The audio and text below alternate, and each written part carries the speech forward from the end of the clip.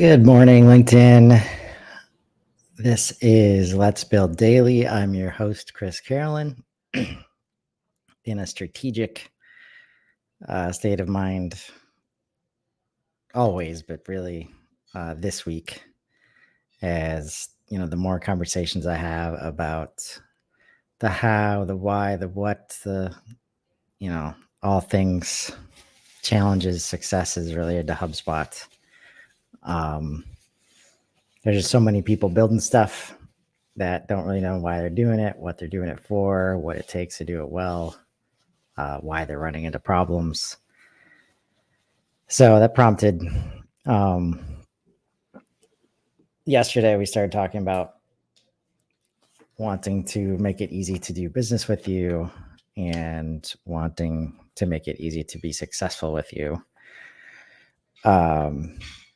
to have a successful business and successful customers and sustainability and scalability and all that stuff. But I started with the thought of, if you can kind of cement your role in the mind of the customer as the go-to resource, or I see these things go very hand in hand, like be the best partner that they have. And yesterday I focused on making it easy, and today I wanted to talk about the role of partner. And before I get into that, I've been trying to find a way to share the thoughts of Seth Godin from his daily calendar that I have on my desk.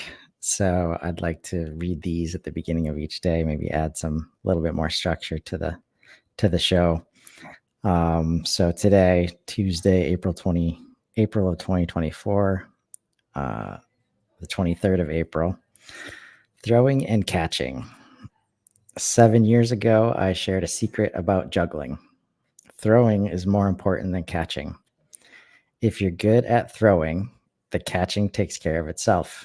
Emergency response is overrated compared to emergency avoidance. It's as true as it ever was, and it's not just about juggling. In fact, it's hardly about juggling. We spend most of our time in catching mode, in dealing with the incoming, putting out fires, going to meetings that were called by other people, reacting to whoever is shouting the loudest. But if we learn a lesson from jugglers, we realize that the hard part isn't catching, it's throwing. Learn to throw, to initiate, to do with care, and you'll need to spend far less time worrying about catching in the first place. Love it. And another, way to talk about proactive versus reactive. Very hard to be strategic about anything when you're always reacting. So, being a partner, involves a lot of proactive thought and strategic thought, strategic tactical execution. But you hear this word thrown around, and I started hearing it, more towards the end of last year, this concept, are you a partner or a vendor? In the eyes of your customer, of your buyer, of your community. Even if you're a vendor, it's much more of like, this is transactional. Like, you give me this thing, I give you this in response, and that's as far as it goes. But if you're partner, the intent is much more than that in theory. So we've heard things like partner go to market, partner led growth, and I'm a big advocate of the concept of, you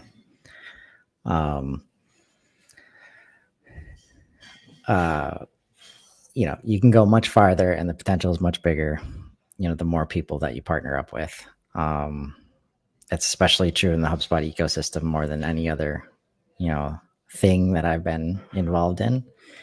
And, just the mindset of people helping people because we're all on the same mission, of helping people grow better is really prevalent, and it's super fun to be a part of, fun and fulfilling.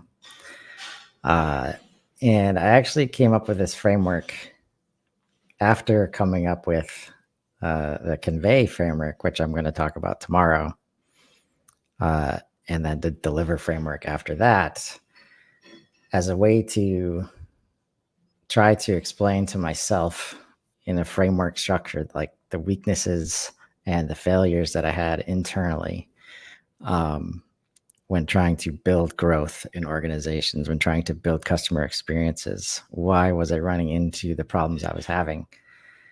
And at first, the convey framework is what I came up with first, obviously to try and match our name, but as a point of saying, if you aren't conveying your message, whatever that is, to your internal team and turn it to the people around them, and if you aren't constantly communicating that, if you aren't constantly getting buy-in, if you don't understand or nobody understands what the future looks like, then you run into a lot of issues, needless to say. But what are you communicating? And what is the purpose? And why are we trying to do this change, let's say? Because that's what I was brought in to do. I was, to be a change agent. And then once the change started, things got a little hectic. So I thought about, it's not hard to get back to the purpose and the why, behind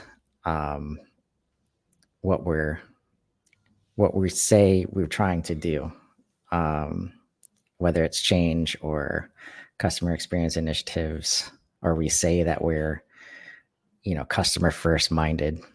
What does that look like? What does it mean? Different for every organization, obviously, but does it have to be that different at its core? I don't think so.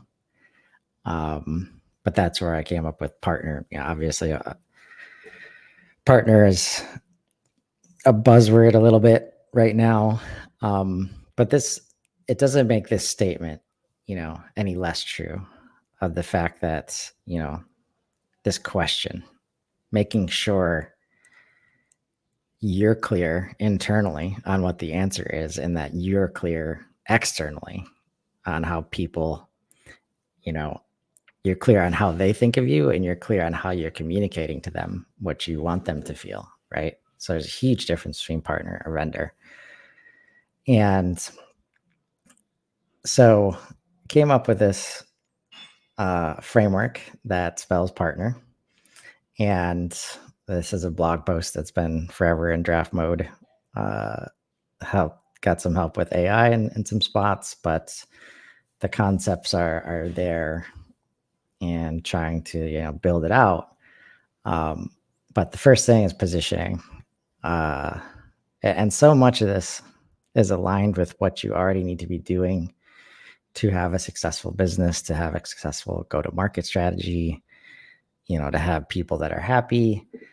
Hopefully this is just a way to structure it in a way that, kind of bring all this stuff together.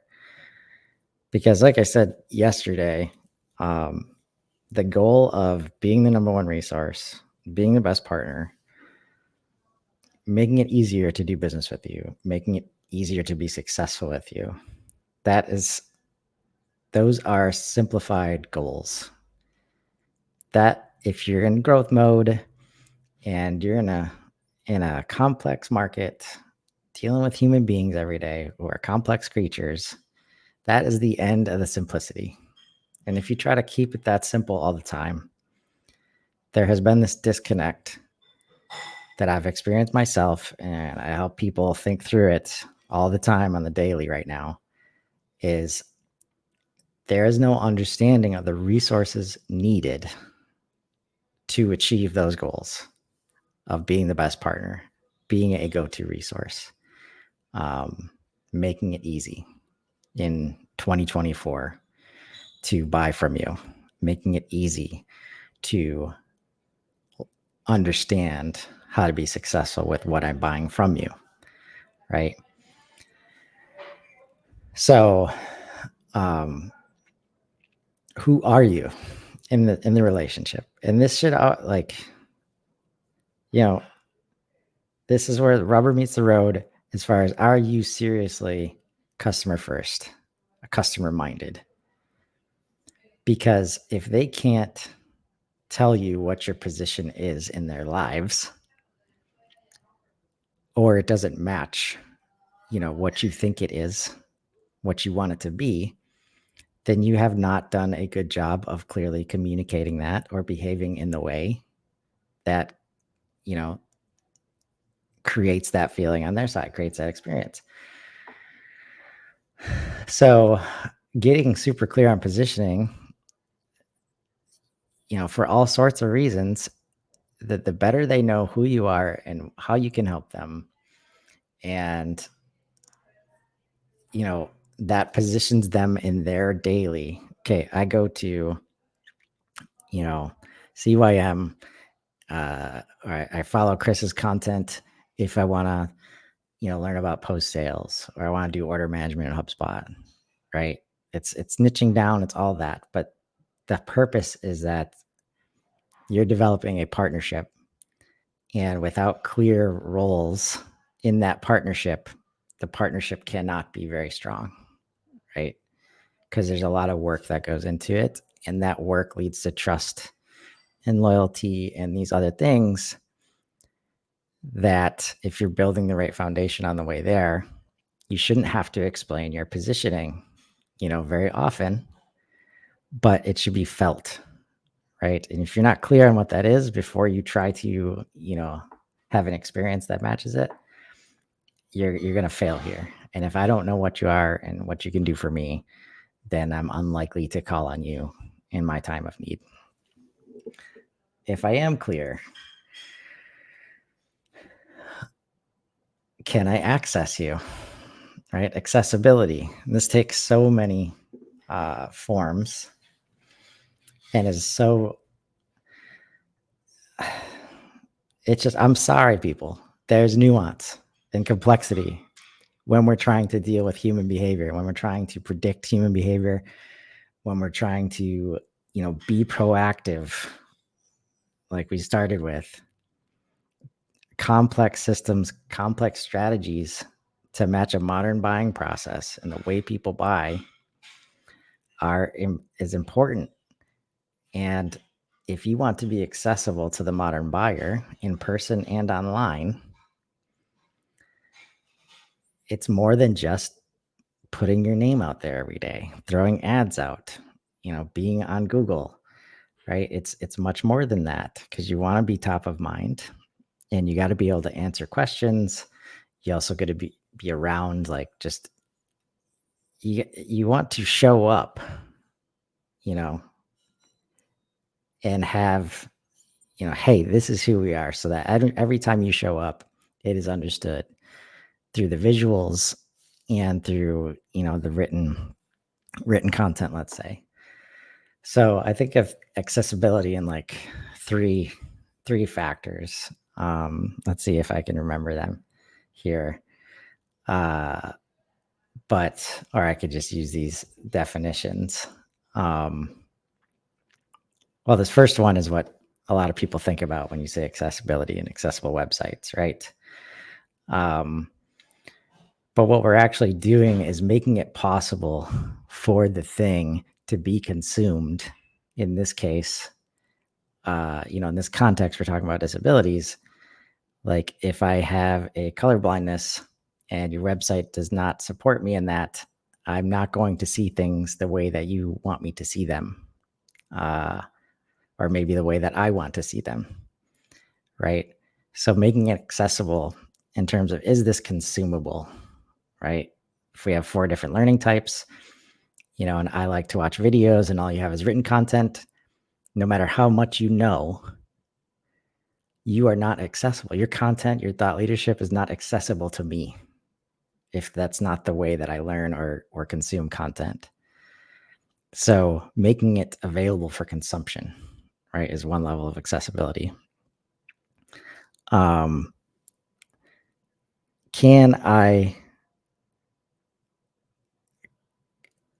Does it show up where I already am, right? If I spend a lot of my time on LinkedIn and you're not posting stuff there, then I don't see you. Right. So not only is it, the format, but the channel. Right. I don't like emails. So if you're sending me a bunch of emails, the likelihood that I'm going to see stuff, right, is not good. Right. So again, you're not accessible to me if I'm choosing not to use that channel. Third, when I do choose, when the content is accessible and where I am, and it's in the format that I like it, is it consumable, digestible? Like, can I understand it? Is the message understandable? Right. So a classic, when we talk about writing at 8th grade level, right? Overuse of long words and, meandering stories, which I'll admit, like some of my posts, and, why maybe that's why I like LinkedIn Live better. But I can meander here too. If I can't get to the end and understand and remember what the content was about, and there's no impact, then it's not accessible. Right. So those 3 levels, and that's where it's like the nuance and of all this, and the importance of stuff like, I was going to try and tie this, to what we can do in HubSpot, but this is why a lot of stuff exists in HubSpot, to help you bear some of this burden, because it is a burden. If you want to be the best partner, it takes hard work, effort. There is no easy button. There are no easy buttons, but it is almost guaranteed that you'll have success if you complete this goal, right? So when we talk about brand voice exercises, this is exactly who we are. This is what we're talking about. Who are we? What is our personality? What is our tone? Who are we showing up as a brand, right? So the positioning we talked about. Are we accessible? Like, if I'm being conversational in a white paper, right? That's not why people pick up white papers. If I'm being humorous in an application note, right? Not the place for it. But if I'm on LinkedIn, or if I'm in another, or the blog, it's a little more freewheeling, right? Now the tone matters. So doing this stuff, setting this foundation is to help, right? Because positioning right and accessibility right takes a lot of work, but when you do it, all the other work just generates more value, for the business and for your customers and for the people inside of your business, right? So much of this. And so as we go through this, the whole next step about communicating to the business and the people you want to do business with is all about, this is who we are, and this is how we do things, and this is why, right? So this whole partner framework is like in support of, like, you can't just be like, hey, we're bringing a new ERP, right? People that are on the ground, like dealing with customers, are like, why the hell? Everything works fine right now. Why are you changing everything? If you don't have some background or context, that change management is going to be difficult. So third step here, relationship. It's a two-way street. If you can't find the value or understand the value for each person in the relationship, then it's very hard to have a successful relationship. It cannot be one way, right? This is why partner extends very much beyond, just buyer and seller, right? Who are we all partnering with to support sellers? Who are we all partnering with to support the community, to support overall value, right? All these are relationships. So just understanding, it takes 2 to tango, and it's not about, what you want and what's in it for you all the time, right? If that's the approach, then you are a vendor.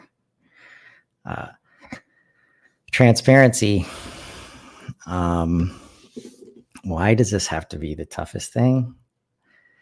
I don't know, but it gets in the way every time. And it's one of my favorite things about HubSpot until recently, where, in a lot of other systems, when you have a build from scratch approach with everything, it's very easy to mimic your silos that you've created in your organization in the digital system, right?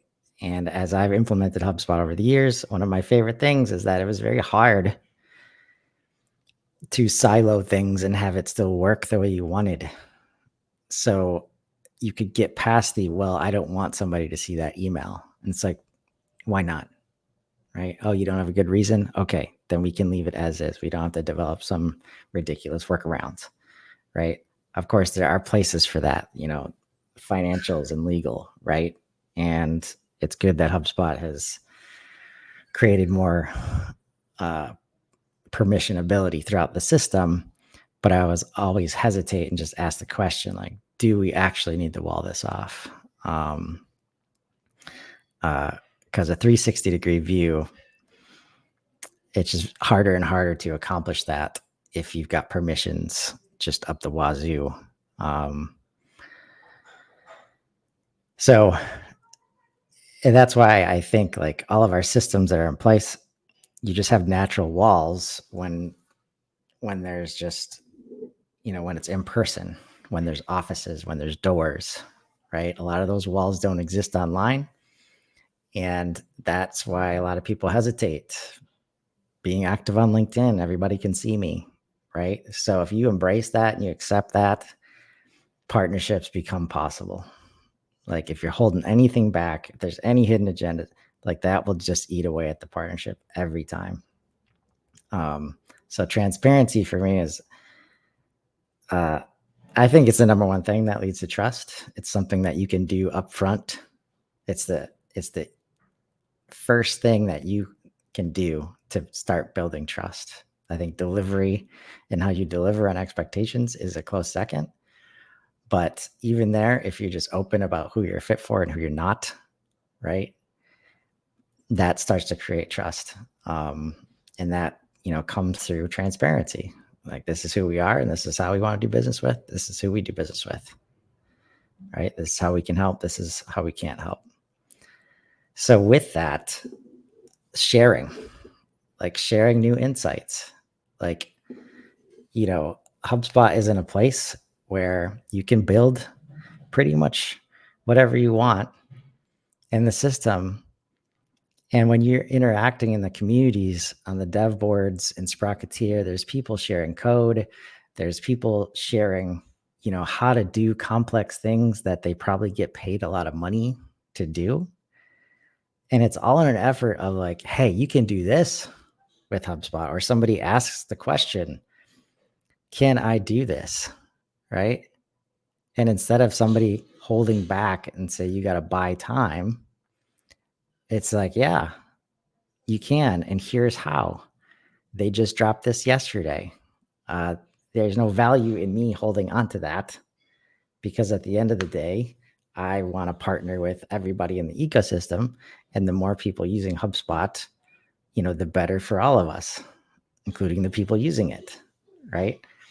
So this ability to share insights openly, is a big part. And if you go into it needing to measure every piece of information, should I share this? Should I not? Right? Is this going to eat into, revenue or is it not? Right? That will eat away at the partnership, like, for sure. Expectations, I think, are a big one that are easy to assume, but that's most of this, process is setting expectations, delivering on those expectations.